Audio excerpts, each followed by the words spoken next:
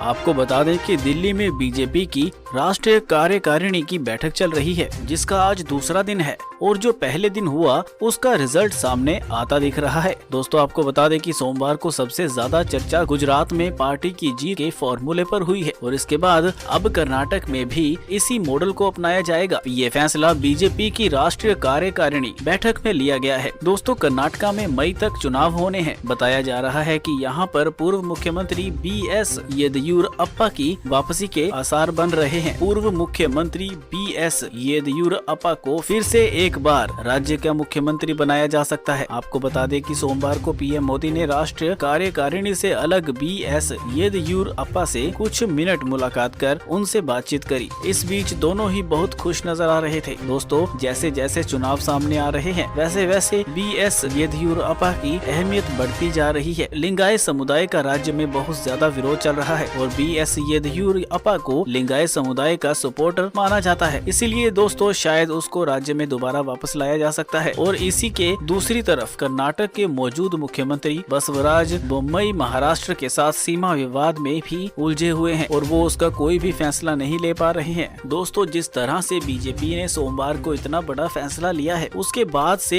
यही लग रहा है कि बीजेपी हर राज्य में इसी तरीके से बड़े फैसले लेगी और जिन 9 राज्यों में चुनाव होने वाले हैं वहां पर भी PM मोदी और अमित शाह कोई भी गलती को नहीं दोहराने वाले हैं। बीजेपी ने चुनावों को जोरों शोरों से तैयारियां अभी से शुरू कर दी हैं। दोस्तों आपको बता दें कि PM मोदी ने गृह मंत्री अमित शाह और राष्ट्रीय अध्यक्ष JP नड्डा से बातचीत करने के बाद ये बड़ा फैसला ले लिया है और अब दोस्तों बस उस वक्त का इंतजार है जब बसवराज बोम्मई की विदाई होगी और BS येदियुरप्पा की वापसी होगी। फिलहाल दोस्तों आप सुनिए राष्ट्रीय कारिणी के पहले दिन की बैठक के बाद रविशंकर प्रसाद ने क्या कुछ कहा है। अध्यक्ष जी ने कार्यकारिणी समिति के सारे सदस्यों का आह्वान किया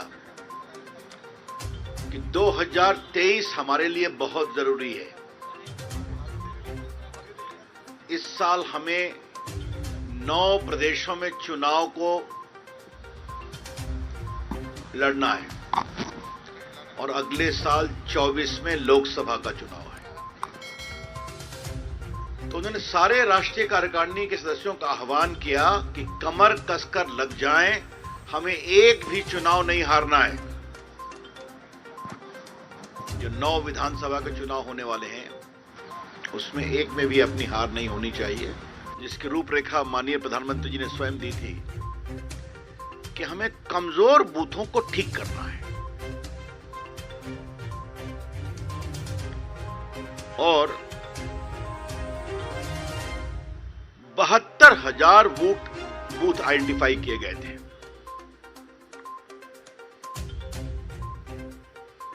लोकसभा में 100 बूथ देना था, विधानसभा में 25 बूथ देना था।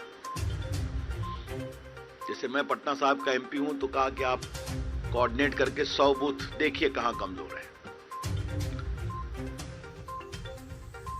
तो ऐसे बूथ 72,000 बूथ चिन्हित किए गए, 72,000 booth.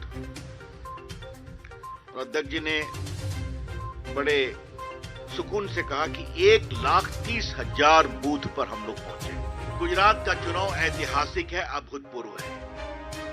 The victory of BJP in Gujarat is extraordinary and historic. Getting 150 plus seats after 27 years in power consistently is a great achievement. Himachal के बारे में उन्होंने कहा कि हमें रिवाज बदलना था, हम नहीं बदल पाए। हालांकि वहां हर 5 साल पे रिवाज राज बदलता है। उन्होंने एक बात अवश्य कही कि पूर्व की सारी हार 5% से अधिक से होती थी, अब 5%। इस बार हम 1% से भी कम से हारे।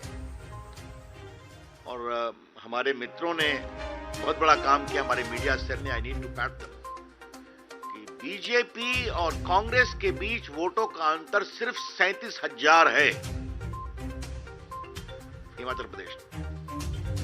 आई repeat, the total difference of votes between the Congress and the BJP is close to 37,000 votes only.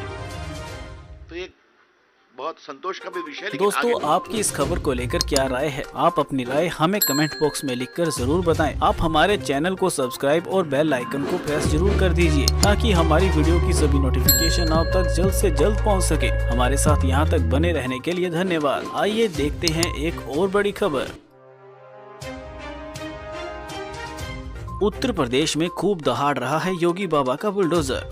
इस बार भू माफिया सिंगला के खिलाफ हुई कार्रवाई। मिनटों में मिल गया करोड़ों का कॉम्प्लेक्स। कहीं पर हो रहा है एनकाउंटर तो कहीं चल रहा है बुलडोजर। योगी के उत्तर प्रदेश में नहीं है माफियाओं की खैर। जिस उत्तर प्रदेश में मुख्तार अंसारी, अतीक अहमद जैसे एक से एक माफिया शरेआम भोकाल के साथ घूमा करते थे और चुनाव लड़ा करते थे, वो सब तमाम गुंडे माफिया बदमाश अब जेल की सलाखों के पीछे बंद हैं। तो वहीं बाहर उनकी अवैध संपत्तियों को यूपी के सीएम योगी ने बुलडोजर चला डाला है। ये कार्रवाई तो अक्सर गुंडे माफियाओं और बदमाशों के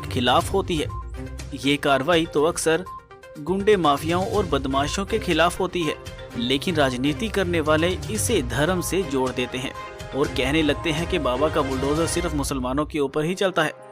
लेकिन इससे नेताओं को ये बात अच्छे तरीके से समझ लेनी चाहिए कि माफिया कोई भी क्यों ना हो, चाहे वो मुख्तार अंसारी ही क्यों ना हो या भू माफिया संजय सिंगला हो, सरकारी जमीनों पर अवैध कब्जा करने वाले के खिलाफ बाबा का बुलडोजर दहाड़ कर दौड़ता है। तभी तो जेल में बंद बाराबंकी के भू माफिया संजय सिंगला के खिलाफ योगी की पुलिस दिन रात एक कर उन पर ताबड़तोड़ कार्रवाई कर रही है। आपको अगर यकीन न आए तो वीडियो क्लिप के जरिए आप साथ में देख सकते हैं कि कैसे बुलडोजर के साथ पक्की बनी संपत्तियों पर बाबा का बुलडोजर चल रहा है।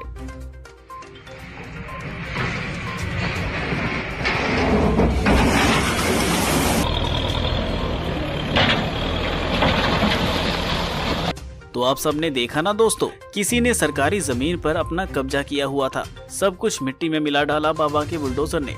सीएम योगी आदित्यनाथ ने पहले ही कह दिया था कि कोई गुंडा माफिया या पेशेवर किसी गरीब की संपत्ति पर जबरदस्ती कर उस पर अपना हक नहीं जमा सकता। अगर फिर भी समझ ना आए तो उसके ऊपर हमारा बुलडोजर चलता दिखाई देगा। वीडियो में आप सब देख सकते हैं योगी बाबा ने जब ये शब्द अपने भाषण दौरान दिए थे कि कोई भी गरीब की संपत्ति को हड़प नहीं सकता। सीएम योगी की इस चेतावनी को जिसने गंभीरता से लिया तो उसने कभी जमीन पर अपना हक नहीं जताया, कब्जा नहीं किया, और जिसने कब्जा किया और उसका क्या अंजाम हुआ ये आप बाराबंकी के भू संजय सिंगला को देखकर समझ सकते हैं, जिसे जिला प्रशासन ने राज्य स्तर पर माफिया घोषित कर दिया है और वो इस समय जेल की सलाखों के पीछे पहुंच गया है। जबकि जेल के बाहर उनकी सरकारी जमीन पर बनाई गई संपत्तियों पर लगातार बुलडोजर से कार्रवाई चल रही है। शनिवार को ही बाराबंकी जिले की पुलिस ने तहसील नवाबगंज के बुहेरा गांव में सख्त कार्रवाई करते हुए भू माफिया संजय सिंगला के अवैध कमर्शियल कॉम्प्लेक्स पर बुलडोजर चला दिया। भू माफिया संजय सिंगला के ऊपर आरोप है कि उसने 5 करोड़ की कीमत का अवैध कमर्शियल कॉम्प्लेक्स बिना नक्शे पास करवाए ही बना डाला था और इसमें 25 दुकानें बना रखी थी। पुलिस के मुताबिक संजय सिंगला के खिलाफ तमाम आपराधिक मामलों में गैंगस्टर एक्ट के तहत पहले ही कार्रवाई हो चुकी है और कई अवैध संपत्तियां पहले ही कुर्क की जा चुकी हैं। इतना ही नहीं, बाकी बची अवैध संपत्तियों पर भी जिला प्रशासन जल्द से जल्द कार्रवाई कर रहा है। दोस्तों, माफिया कोई भी हो, चाहे वो मुख्तार अंसारी हो या भू माफिया संजय सिंगला, सरकारी जमीनों पर अवैध कब्जा करने वाले के खिलाफ बाबा का बुलडोजर दहाड़ कर ही दौड़ता है। तभी तो जेल की सलाखों में बंद जिला बाराबंकी के चर्चित भू माफिया संजय सिंगला के खिलाफ योगी सरकार की पुलिस ताबड़तोड़ कार्रवाई कर रही है। आपकी इस मामले को लेकर क्या राय है दोस्तों? क्या योगी का बुलडोजर मोड एक्शन सही है? दोस्तों, आपकी इस खबर के लेकर क्या राय है? आप अपनी राय हमें कमेंट में लिखकर जरूर बताएं। आप हमारे चैनल को सब्सक्राइब और बेल आइकन को प्रेस जरूर कर दीजिएगा ताकि हमारी वीडियो की सभी नोटिफिकेशन आप तक जल्द से जल्द पहुंच सके। हमारे साथ यहां तक बने रहने के लिए धन्यवाद। आइए देखते हैं एक और बड़ी खबर।